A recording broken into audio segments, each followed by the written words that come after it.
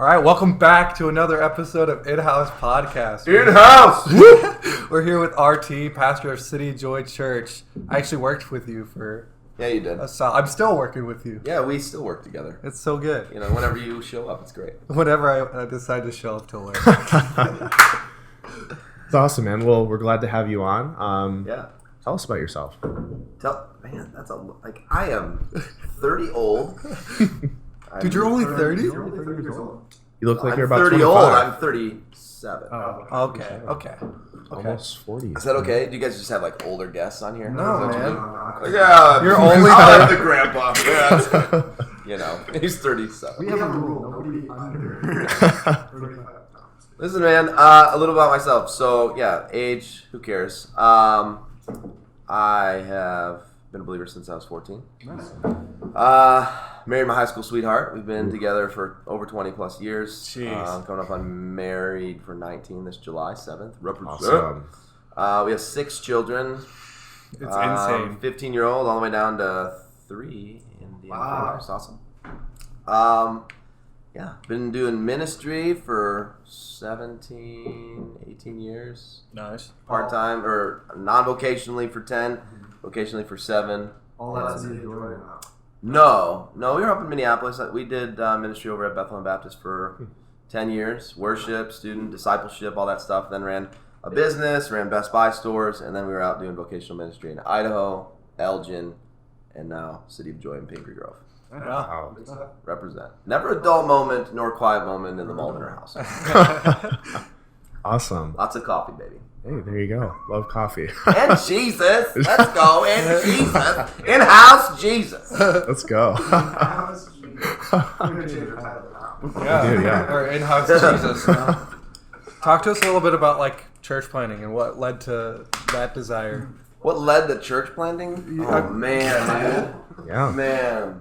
Yeah, so like when I got saved, I was like, I saw the preacher dude, and I was like drawn to want to do that. That and worship and singing. Like talent wise, I loved that. And so it just was like, yo, preacher guy, like this is what I want to do. And he's like, no, you don't. You know, I'm like, yeah, I do. You know, I understand what he's trying to do, but it's like this is a serious gig, you know. Right. My lovely bride Sarah, when she got saved, she would read the Bible and she would read about Paul, and she's like, I want to go do that. That's And awesome. she had no clue. Like, so she wanted to do missionary work, and so we connected. Now, by the way, I wasn't saved when I met her. Right. I chased her because I think I remember that. Yeah, she was smoking, Remember good looking, something and with about all that. the wrong motives. I was 14 and a half.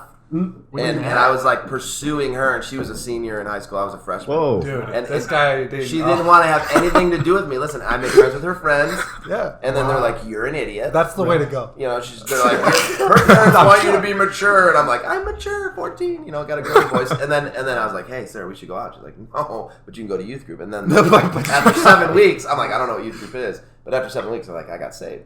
And Awesome, then man. so she was already saved, and then we started dating a couple months after, on off. Finally, we were permanent, like going into my sophomore year of high school.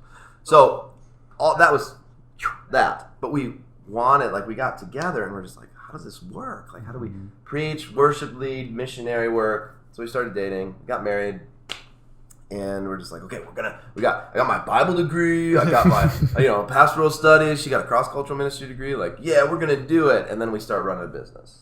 We're like, that's weird.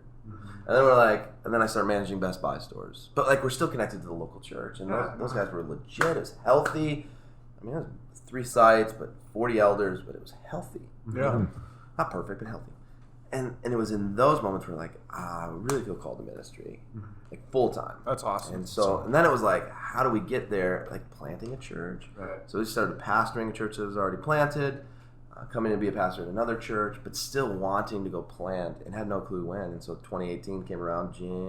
Actually, it was May of 2017 we started to sense like it's time to go plant a church. We're like, where are we going to plant? Well, I want to get out of here. Let's get out of Illinois. Let's go to the beach. You know, that's where the people need Jesus the most. And I need the sun. Anyway, so of course, like we had like a couple different options, and then the Lord just opened a door to meet up with another guy who's been praying for Pingree Grove and for the Lord to send a church from Pingree Grove. And I was like, my Jonah moment. I was like, oh heck no! Like I'm getting in the whale, man. Like take me out. For sure. And he was just like, no. The Lord's like, no. And he shut every other door, kept this door open, and he's like, this is where I have like Paul says in Acts 18 about the Corinthian church. He says the Lord met him in a dream, and he said, you don't have to be afraid. There's going to be lots of opposition, but it's never going to harm you. Why? Because I have people in this city that need the gospel. Right. And so the Lord kept us there, and so City of Joy launched in my house in February of 2018, and then to the public in September. Yeah, I remember. I started leading there. What was it? May? Yeah, 2018. May of 2018. Yeah.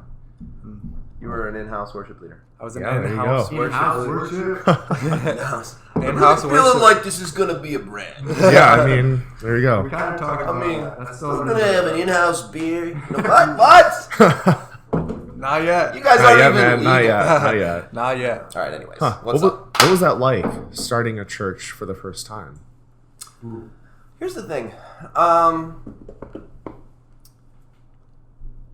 It was wild. It was wild. I mean, it's there was not I could say we didn't go in naive. Yeah. Like, I mean, we knew that there's. I mean, you read through Acts, you read through Jesus' ministry, you read through how it flushed itself out in the early church. We knew there was opposition. We knew there was going to be struggle. We knew there was going to be tension. We knew like the enemy hates.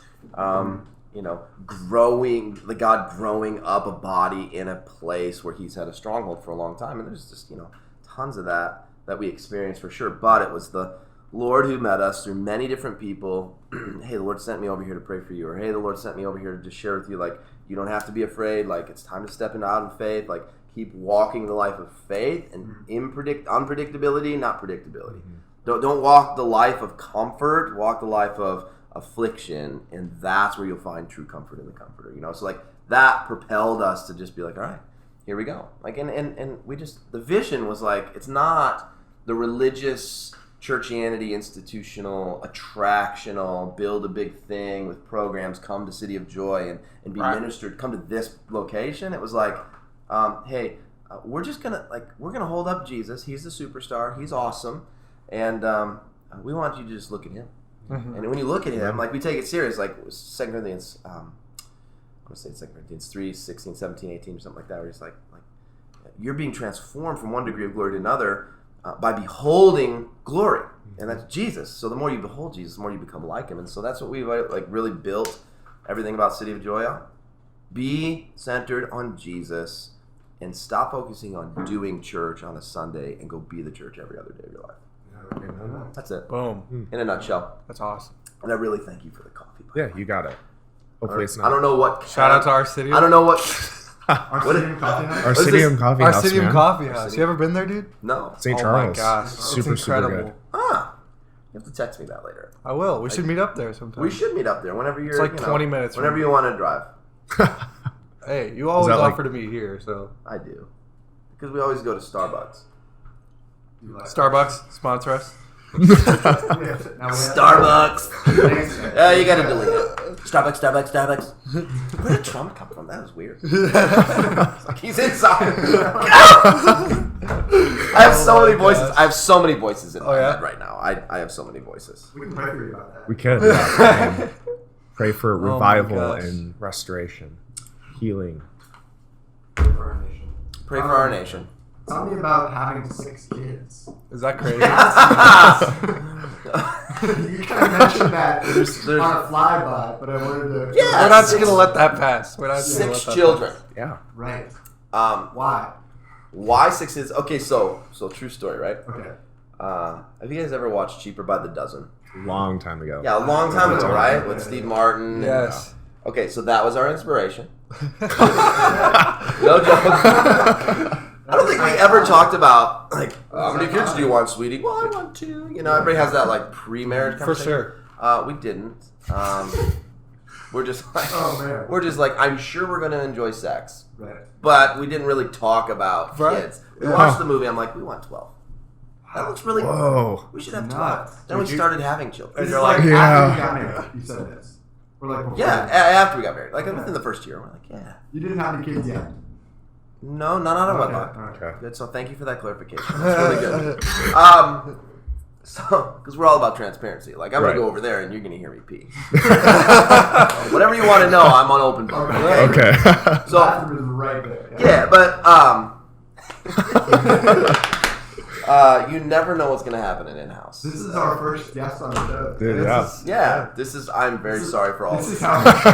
Like, I don't know why I got an invitation. We just led worship on Friday, and Yeah. then it was like, hey, you want to come over? I Okay. was like, we're starting. Hey, You better- so That's good. Told this guy off the street. So 6, yeah, he was just driving. I don't know, and we were like, hey, 12 is great, and then we started having children. And you're like, never mind. Then we were like rethinking, like maybe 6 is good, and then we're like, okay, 5's enough, and then we had Sarah actually had she kind of had like a miscarriage. I think it's a miscarriage. I don't know. It was like an ectopic pregnancy, anyways, where it like grows in the fallopian tube. We didn't even know it, and so we're like, oh crap! So she almost died. Oh, She like bled out 26% of her blood in her abdomen and uterus. Like, Oh my god. the doctor's like, usually ladies don't live. My wife she's a machine. Yeah. She's like a beast, right? She's tough. So anyway, so like her pain tolerance was like never, you know. I was like, you're crazy. So we're like, we were done with 5, and then we're like, oh man. But then of course we, you know, natural family planning wasn't our strong suit in preventing pregnancy. So then we had Blaze. Like, we moved back here to be close to family, and no joke, like, oh hey, Blaze is coming. We're like, okay, all right, hey, it's our second boy. So we have 4 girls and 2 boys, and it's just never dull. We have a 15-year-old all the way down to a 3-year-old, and it's awesome. It's great, and like they're never bored. Yeah. Awesome. Are they a pretty close unit? Oh yeah. They're a close unit. They're each other's best friends and each other's greatest. They're homeschooled too, right? Homeschooled. Yeah. Wow. Yeah. Basically, we like put them in our home, lock the door, and say, "Learn. just learn. Go around the house and figure it out." Yeah. Figure out life. Yeah, here. yeah. Figure it out. Yeah. That's How has that been, homeschooling? Because I was homeschooled K through 12, so. You were. Yeah. How's it Was. been homeschooling? Well, I don't do a whole lot of the like schooling part. Like, we do some Bible stuff together. Yeah. You're the street skill. Yeah. I'm like, hey, come run behind the car. It's gym class. Or like, it's snowing out. We'll pull them behind the Acadia. Pull 'em around and stuff. Oh, yeah. That's nice. We actually did that in Idaho, but don't tell anybody. Yeah, homeschool is great. I mean, homeschool's it's so much more freedom for our kids. Yeah. You know, less upon the get the test scores, get the grade, get to this place, and it's all relationship. You know, and it's in the context of a place that is designed by God to be a safe place, a place of learning, a place where you should love to learn, a place where you can have fun. You know, and I think that when we try to, and we've tried to take the traditional school and force that into the home context. That's horrible. I don't think that's like the whole point. Me and my wife, like, we're the main educators of our children, and when you give your kids away to 8, 9, 10 hours a day to be educated by other people who. That's a trust factor. Like, when I don't know the person that's teaching my kids, Right. You don't know what they're. like, I don't know. Like, Yeah. oh, you taught them what? Yeah. Pansexual? That's weird. I don't know. She's 10. You know. Yeah. So anyway, all that to say, like, it's good. It's helpful. It's hard. But yeah, we did goal setting yesterday. Goal setting. What are some of those goals? Because it's 2020 now. 2020, This is 2020. Those have to be some pretty big goals. Yeah. Well, you just try not to overcomplicate it for them. Bigger than last year because you're seeing clearly now. Yeah, like, I think, you know, Hudson's like, my goal for this year is to test out as many video games as possible. Hey, let it go. I said, the InHaus boys are gonna love it. Yeah, man. You know, What system? Xbox. Okay. Hey, listen, hold on. See, InHaus needs to know my wife matters more than you. So hold on. For She's sure. texting me. Amen. She's texting me about my father-in-law's Carhartts are in my car. Ooh. Car. Hey, You've been stealing those Carhartts. you have it. Noah, how is that? Is that similar or different to your homeschool experience? Because you didn't have 5 other siblings. Right. Yeah. I have 2 other siblings. And yeah, it was cool. I think for the first up to 5th or 6th grade, I was just straight up homeschooled. Like mom taught me Yes. that whole deal So, solo. But then 6th grade hit and we started going to a co-op. Yep. And so that kind of added the social element to it, variety of different classes. They had a lot of like ex-professors or moms who taught in the public schooling system and decided to go to homeschooling. So I really got a lot of good stuff, good knowledge from that, and made a lot of good friends too. Yeah. That social element is key. You really, I mean, it's that simple principle. Like, you're going to get out of it what you put into it. So, like, Right. that's really what we try to teach our kids. Like, listen, Yeah. put into it effort, and you're going to get some stuff out of it. Yeah. So, they also do we do a Monday, Tuesdays, full days. They do this in Primus. Kind of, it's a co-op. It's like in Primus Homeschool Academy. And it's really taking all these kids and teaching them how to start thinking for themselves, setting goals and plans for themselves, and then working together on specific objectives as a group, and like finding out what your strengths are and what your strengths are, and working together to achieve the objective. And that's like, duh. Yeah. Like, instead of do this and don't do that and do it in isolation and autonomy and blah blah blah. No, do it as a body, do it as a team, and leverage each other's strengths, and don't condemn each other for their weaknesses. Right. But like, work together. And I think like that's been a super huge help this year too. That's awesome. In Primus Academy. in Love. Primus? In Primus. In Primus. Or Imprimus. Wherever you want to put the emphasis. Sounds like a transformer or something. Right? Yeah, it does. Because it's got Primus. It's got Primus. Yeah, you got Primus. Okay, one last question. And then Yeah, we'll let's take a go. break. Yeah, good, because I got to pee. Okay. Right. So Coffee hitting hard. the people that you're like the co-op or whatever Yeah. with in Primus. In Primus Academy. Primus. Is that solely Christians? Do you strive to surround your kids with other Christian kids only? Oh, That's kind of a big question. That's a loaded Yeah. question. Can you do that in 3 minutes? Or no? Do we need to take a break? Yeah, no, I can do it in 3 minutes. Okay. All right. Does Imprimus surround? Does Imprimus just have Christians? I would say yes. Which is good. Yes. Now it is. The idea is from this school called Acton Academy out in Palatine. Acton Academy, which Acton. wasn't Acton. Acton, which wasn't Acton to Acton, like that was the Right, commercial. right. But like, it wasn't Christian. Right. But the concept was amazing, and I think it was biblical, and so they kind of launched a Christ-centered version of it. Now, Awesome. do I want to put my kid? Like, I want my kids to experience life, real life, Right. And so I want them to Not get to know about- all different types of kids, you know. So real life. So it is Christians, it's Christian kids, but Christians are real, right? They are. real Christians. Yeah. Most of them are. Oh, yeah. That's true. Some are fake. That's true. You're right. So, Sweet. Nice. Cool. all right. Part 2? Are we doing a break time? Yeah, Yeah. we're going to go to break. I love it. And then we'll be back in a second. Peace. Peace. Round 2, baby. One more kid question. Yeah, I'm I love it. interested. And then In-house kids. Because we kind of like brainstormed beforehand, right? You did? Yeah. We Okay. have some We questions have for some you, man. questions. But I told them, I was like, We're not totally he's Oh, gonna talk, and that's just gonna fuel conversation. Yeah. which it has. Okay, good. But John actually told me he had 6 kids before. He did. So Kind of spoiled the kind of surprise. spoiled it a little bit. Just a little bit. He doesn't like surprises. That's Yeah, okay. He likes control. When he asks if we have freedom. Do we have freedom? Do we have freedom, Marty? That's like, hey, do we have freedom here in worship? I'm like, do you know who you're talking to? You talking to me? Hey, let him ask the question. All right, all right. So what do you want to pass on to your kids other than like obviously faith, right, is a big one. You always pray for your kids to be saved, right? But what is your main, like, oh, I'd love for them to know this or feel this way about me? You know, does that make sense? Is it a trait or a quality or Or pulling people behind the car on a sled. My daddy pulled me along. I almost ran me over with the right tire, but it's fine. I survived. Awesome. Good parenting. CPS, don't call me. So I have a couple things, right?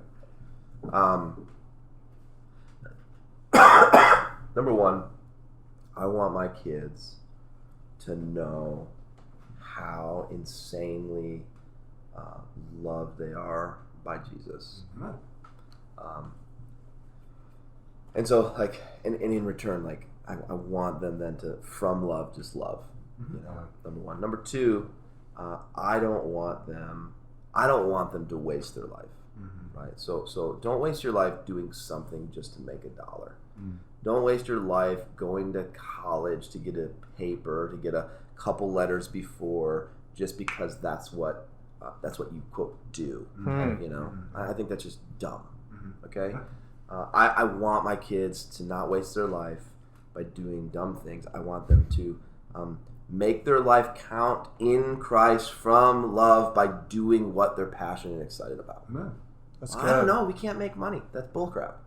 Yeah, That's bullcrap. We live in flippin' the United States of America. Number one, and your God owns everything. That's right. So, and He made you not to go waste your life doing mind-numbing garbage. He created you to do the thing that you're passionate about, and He'll take care of all your needs. So seek Him, period, Right. and live out from Him. That's it. Awesome. All right, there we go. Awesome. Children, there you go. That's for you. InHaus. In-house children. In-house children. I'm really feeling like the brand's taking off. We'll send you this video clip, and then you can just give it to them. Yeah. Like however many years. This is my gift to you. Put it in my a time time capsule. capsule. I'll have my hurricane and Right. right. Cool. Okay, that's all the questions. That's all your kids' question? That's Yeah. All our I kids' have questions. That's kids' it. questions, yeah. Okay. I mean, No one's do you got want me them to all. have more? Do I want to have more kids? Do you want me to have more questions for you? Do I want to I have was more like, do you kids? want me to have more children? No, I don't care about how many. Whoa. Like, I know. So, what would you do hypothetically if the Lord wasn't calling you to plant churches? What do you feel like career-wise? Like, where would you be? What are your passions? What are your passions? I probably would be an executive at Best Buy. Still? Yeah, I love that. company. Awesome. It's great. You love the company? Do you buy all your stuff from Best Buy, technology-wise? You're like, oh, crap. Yeah, I we mean, gotta get a new TV. when I worked there, yes, and then pretty much. Afterwards, Like, that's where I went and bought my iPad Pro there. Oh, Like, those things are nice. What I makes trust you- them. What makes you love Best Buy? What makes Trust me them? love Best Buy? Yeah, they're just constantly in tune with the customer. The biggest thing about Best Buy was they got people and they got business. Yeah. Right? How did you succeed in running your store? Well, they cared about people. Put a high price on your greatest resource and asset is the people working for you. So care about them. So create a culture where they're enjoying life and enjoying what they do, and then they'll go and take care of what? The people that walk through the door. The same could be said for ministry and everything else, right? Yeah, what's fascinating about that is, here's what's fascinating, is we don't believe that in the church. We think we need to care more about the thing rather than the people. The program rather than the people. The process rather than the people. And then the people are secondary. Yeah, well, the people are just byproducts. They're just like, we use the people to feed the thing. Right. And like, what? Yeah. Aren't you the temple? You're the thing. Yeah. Yeah. So I should care about you. Right. Yeah. But like when we get it backwards, well, that's when you have all sorts of like, no duh, pastors are screwing up. No duh, because they're managers and not shepherds. Right. No duh, the body's confused when it's like, well, what are you doing? What are you talking about? You don't have programs? No, man, I got Jesus and I got other people who are like you. Yeah. You know? So we get looked at as crazy when you're just trying to do the authentic, biblical, genuine thing. Anyways, I think, I like that. So that's what I would probably be doing. And just like, how do I influence that across a broader spectrum? I mean, that was the trajectory of where I was going with the company when the Lord's like, nah, it's time for you to go. Well, really? I got to go? I'm going to leave 150 grand a year? Like, I don't know how to do that. Like, to go to 43 grand a year and have 5 kids at the time. And move to Idaho. Who does that? That's insane. Unless the Lord's like, it's time for you to go. And it did. Mm-hmm. And he provided.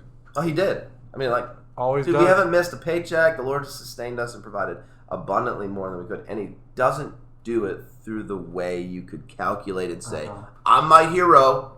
Right. No. Actually, I take no credit for any of the ways that we haven't missed a mortgage payment. We haven't gone hungry. Like, so, praise God. Yeah. Yeah, that's so good. Represent Jesus. Team Yeah, Jesus. represent Team Jesus. Team Jesus. In-house Jesus. InHaus Jesus. Not Not that far. Yeah, I don't- But I have a question. Okay. Yeah. Oh. Flip the table. Guys, It's we were when worried the about guest- Oh, how the turns We table. were worried. When the tables have turned. Oh, when the in-house guest starts asking questions. We All were right. worried. We talked about this beforehand. We were like, RT is just gonna sit up there and tear us apart. Yeah. Oh my word! that wasn't I'm me. not like that. No, he's not. Okay, I am. All right, But anyways, no, but I have a question. Yeah. So, Yeah, You see chill. there, dude. what? I want each of you to answer this question. Okay. In as succinctly as you This is can. big.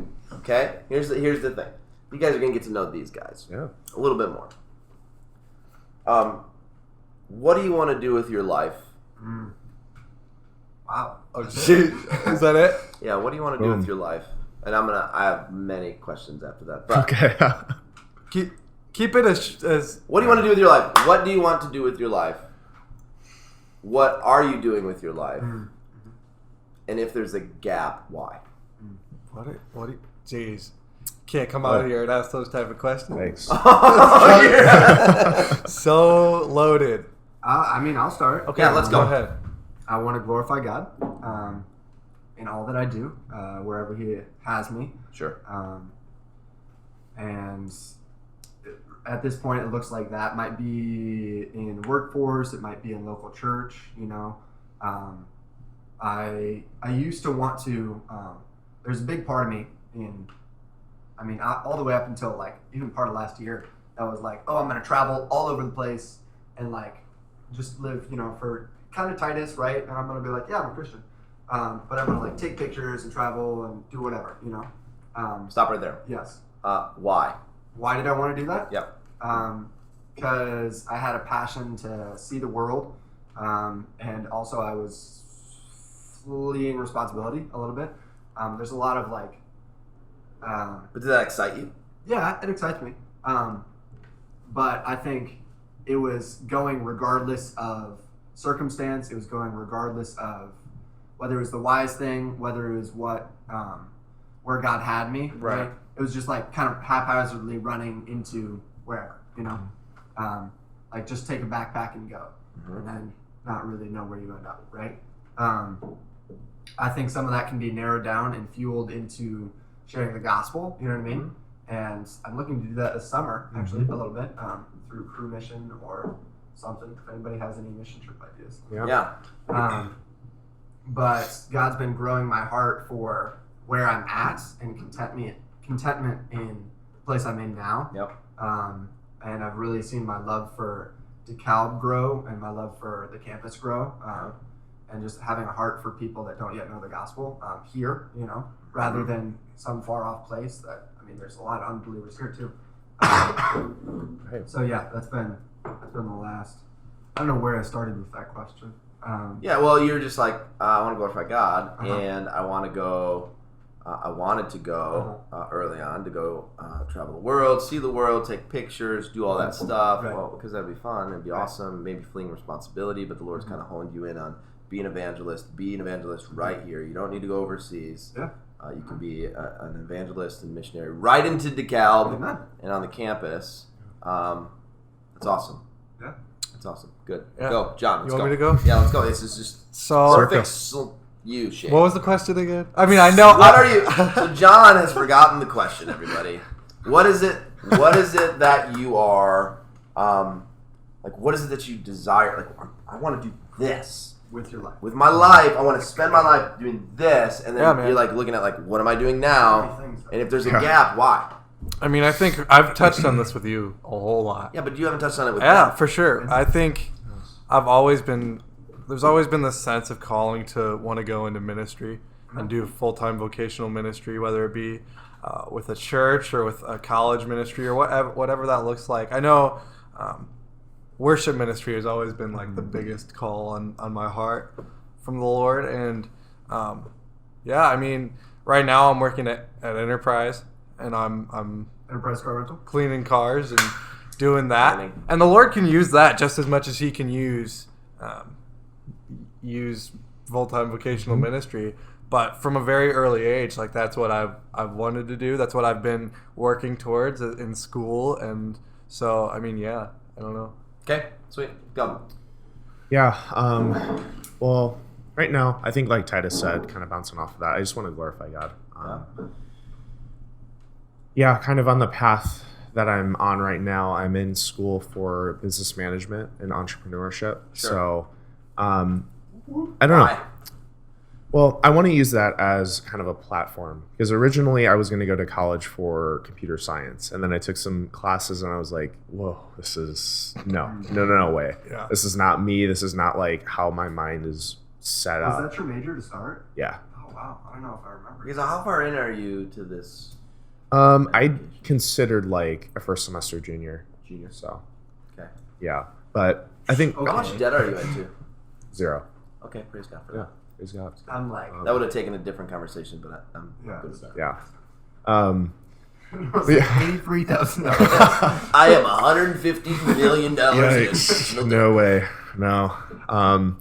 But yeah, I think business is a good kind of ground base to kind of just go off into anything.